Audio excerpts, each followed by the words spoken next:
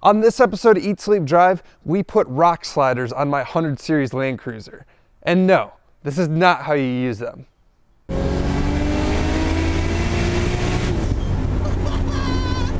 The last time I took my 100 Series Land Cruiser to Colorado, it was 100% stock, and I was really worried about body damage considering how rocky the area is. I've mostly been off-roading in Kentucky where it's really just all mud, but I decided to finally pony up and get some sliders for my next trip out west.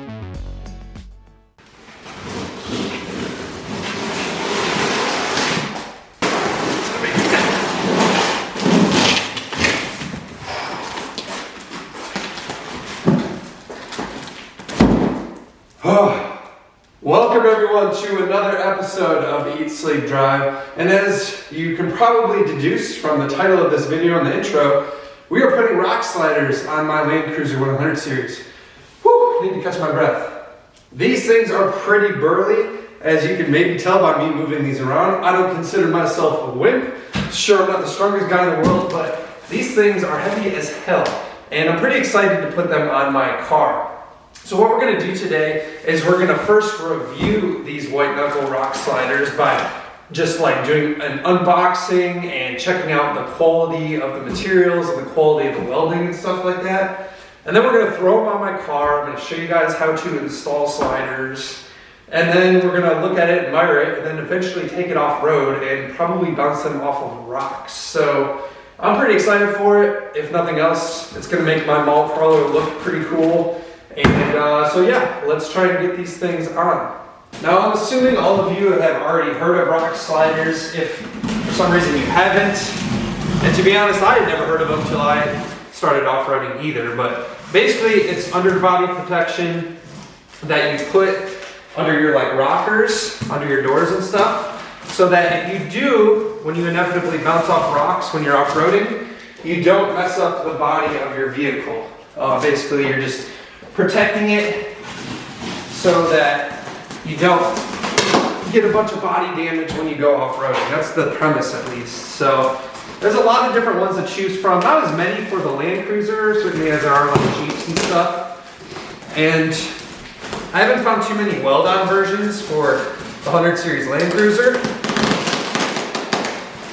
But these are bolt-on, so pretty easy to install.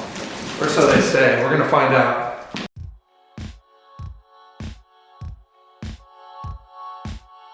Like I say, the packaging is good, for sure. Everything looks to be in good shape. Man, these things are really beefy.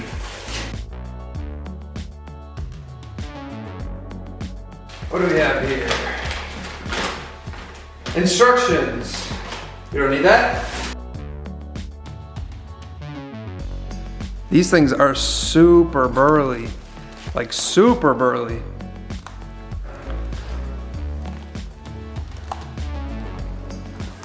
Quality of the welds is really nice, if I can get my camera to focus. Part of the reason I went with these White Knuckle ones, as you can see here, they have 3 mounting points that mount to the frame. 1, 2, 3. Of course, the other 3 are for the other one. But a lot of the ones that I saw online only had 2 mounting points. And given that these are mounted with these like U-bolts, which I can't get out, I'll show you guys in a minute. I just thought it would be better to have more rather than less mounting points. But overall, man, the finish of this is like super nice. I mean, it's like a high quality finish. It's not just like a quick rattle can job or anything like that. This right here should be the hardware package. This is what we're gonna mount these bad boys with.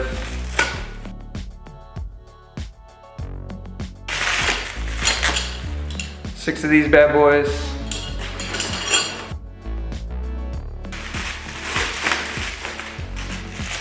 A bunch of hardware. Really quality stuff, really thick. It's certainly heavy, that's for damn sure.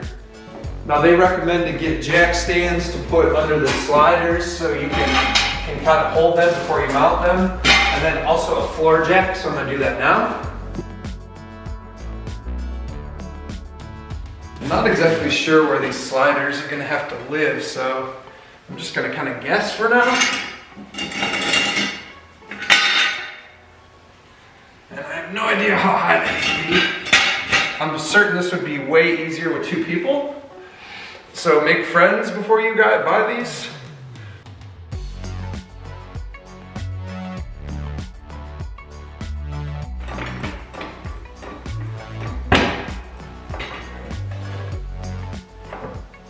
Now I have these sliders sort of roughly in place as to where they need to go and held up by these jack stands right here. And now I'm under the car. I removed this fastener and one over there for the sort of under tray type thing, just so I have a little more room, because I want to show you guys kind of what's going on up here. What you have to do is run these U-bolts up here and around the frame rail, and if you could see, there is a brake line up there. So I've actually taken it out of this little clip here, and I'm gonna just bend it ever so gently so that I can get this U-bolt around this frame rail, and then also, so the brake line doesn't rub against the U-bolt. That would be really bad, because then you'd eventually wear through the brake line itself. But basically what I need to do is slide this U-bolt under the brake line, as you can see, and then get it to the top, at which point I should be able to rotate it.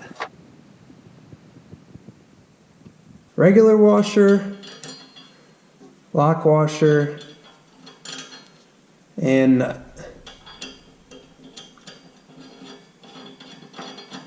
We're going to get these all on here loosely, and then we can tighten them up.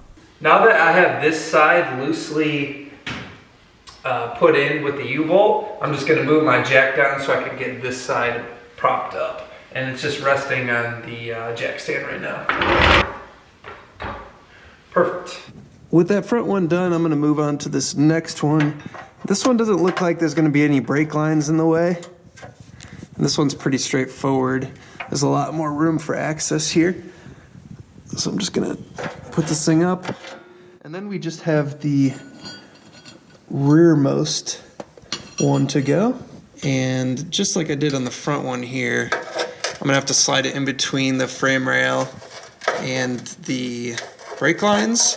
But because these brake lines are really flush up here, I'm going to have to remove them from here so I can get this U-bolt behind them. So I'm going to go ahead and do that now.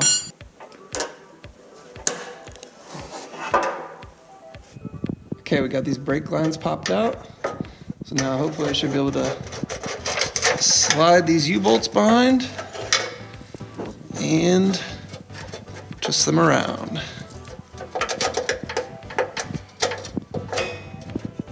Cool. All right, now I just need to bend these brake lines and then raise up the rock slider itself to line up with these bolts. It might be a little bit hard to see up there,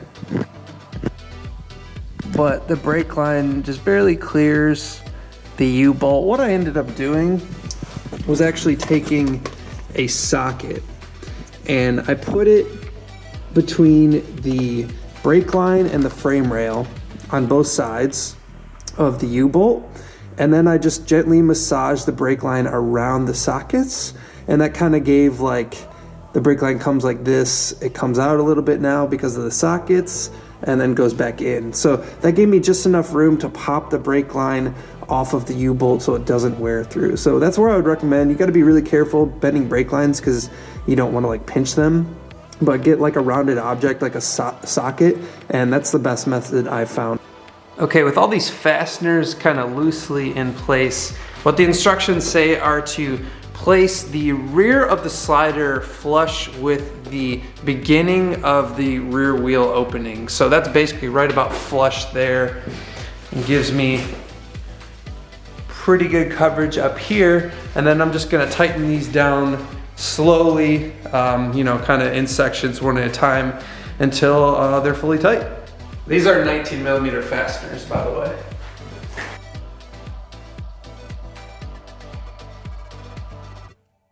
Well guys, that's it for these bad boys. Same thing on the other side, pretty straightforward. It's really not too bad. You could get it done in about an hour if you're taking your time and not filming like I am.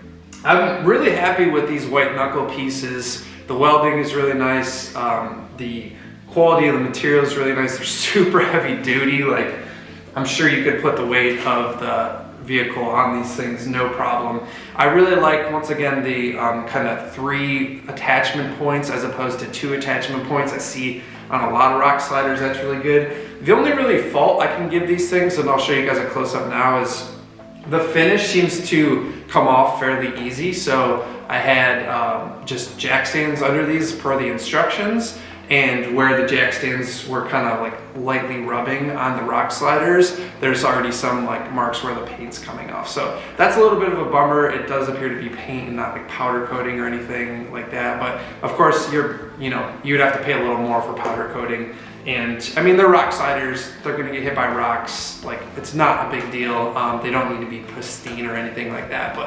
And just full disclosure, that's really the only thing I can think of. They kind of give you, there's not a ton of measurements, but they tell you to get the thing flush with the rear wheel well, and that's really the only measurement you have, and kind of try and keep a 1-inch gap between the rockers and the sliders themselves. So the instructions were basic. I wish there were more photos in the instructions. It's like a very brief description.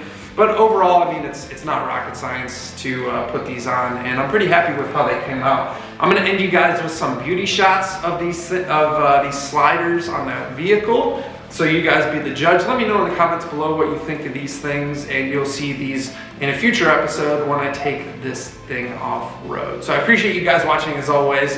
This has been another episode of Eat, Sleep, Drive. Subscribe if you enjoyed the content. Check me out on Instagram at Eat, Sleep, Drive TV in between episodes, and I'll see you guys on the next one. Peace.